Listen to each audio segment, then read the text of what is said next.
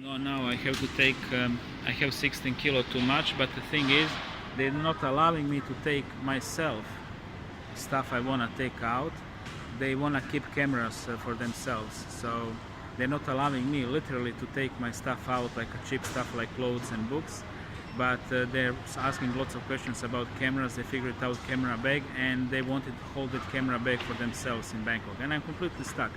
I don't have $1,000 for 16 kilo extra, and they're not allowing me to take cheap stuff, only want my cameras. So what can I do? What would you do in this situation? How would you negotiate things to keep most of your stuff together? It's a question. I had to take 16 kilo out of my big bag, so my big bag was out, and plus many other stuff. Goodbye.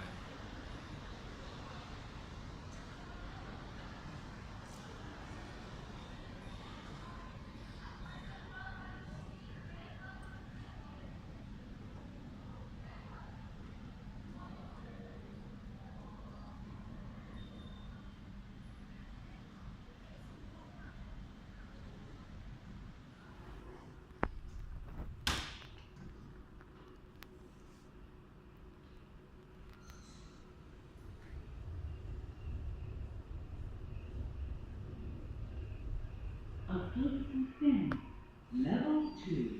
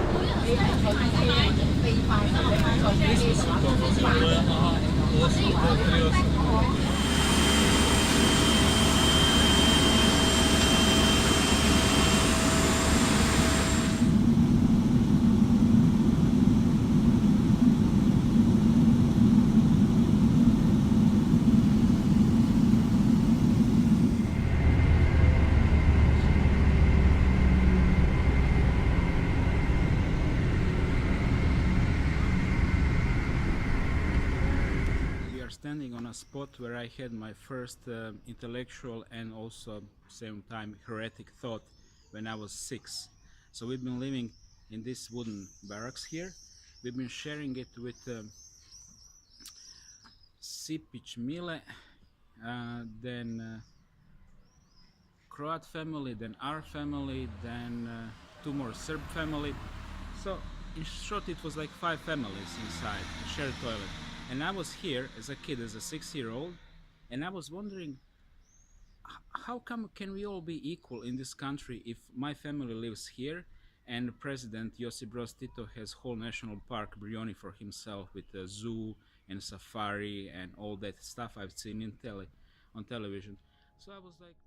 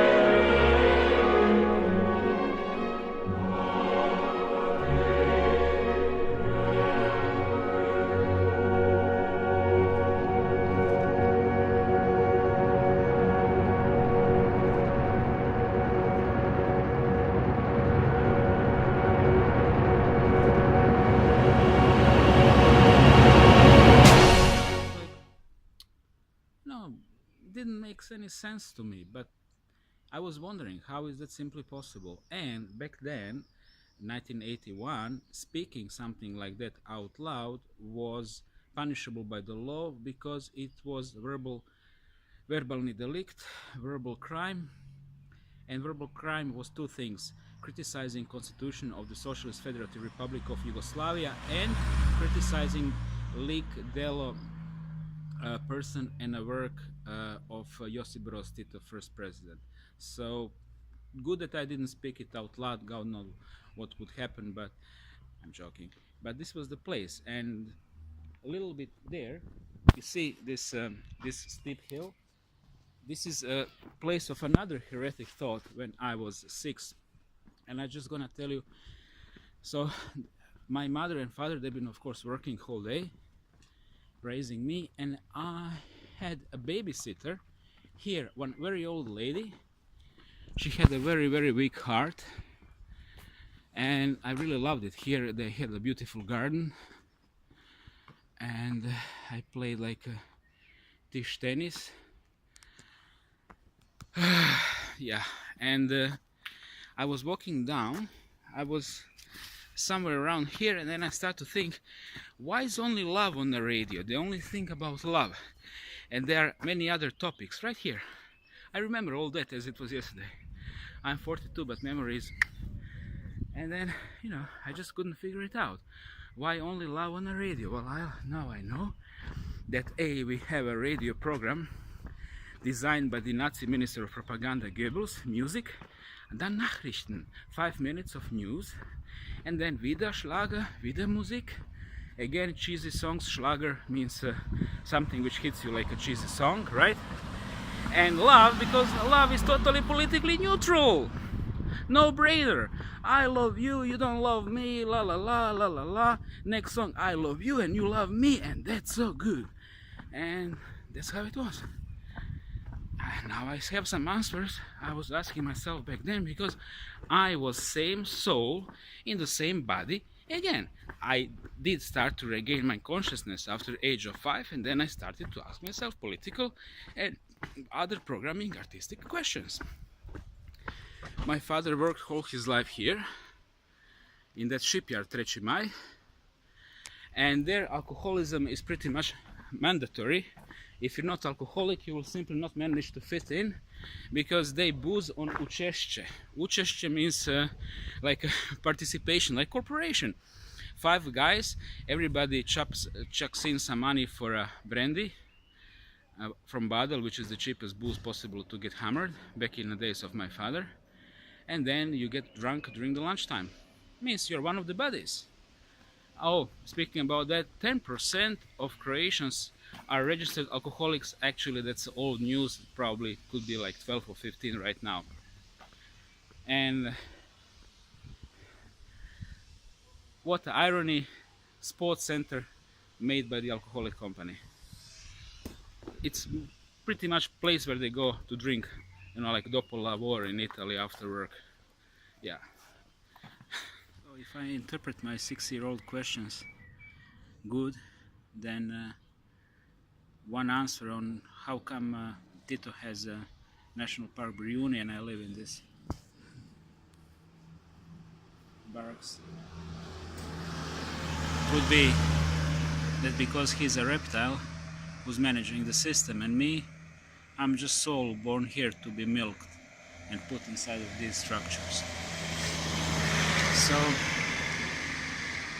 now when I'm 42, I have answers why things are as they are, but I don't have privilege to hold the job because of these answers.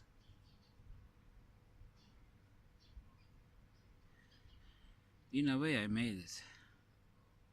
I made it here, and I made it here, but I didn't really made it here, because this part is held by the reptiles, not like guys like you and me, as long as you are other 99%. Ja bih hteo, drugovi i drugarice.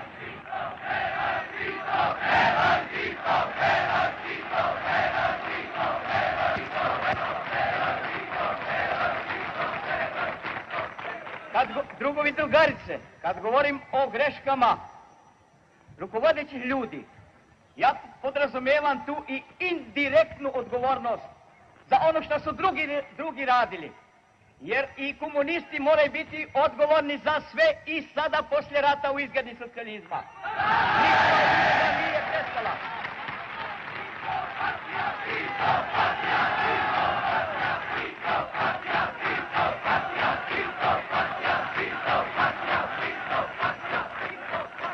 Bilo je neko vreme se bilo ustalilo mišljenje komunisti sada demokratija, decentralizacija i sada oni nemaju više tako ni pravo, ani dužnost da moraju da odgovaraju za razvoj, unutrašnji razvoj naše zemlje. To je pogrešno. Ponovno mi moramo stati na to da komunisti odgovaraju za razvitak socijalizma, a ko će drugi ako ne komunisti? Tako da mi sada pojedine mjere donosimo. No, nisu dosta samo mjere. Potrebno je da svi naši radni ljudi, čitav kolektiv budno prati to sve. Da li neko ne izigrava te mjere? Da nam pomogne. Nisu dosta mjere. Treba će i ljudi menjati. Pa i na raznim rukovodstvima. Dobro, nije se pokazao ili dosta sposoban ili je progledao i tako da. Treba menjati nove ljude.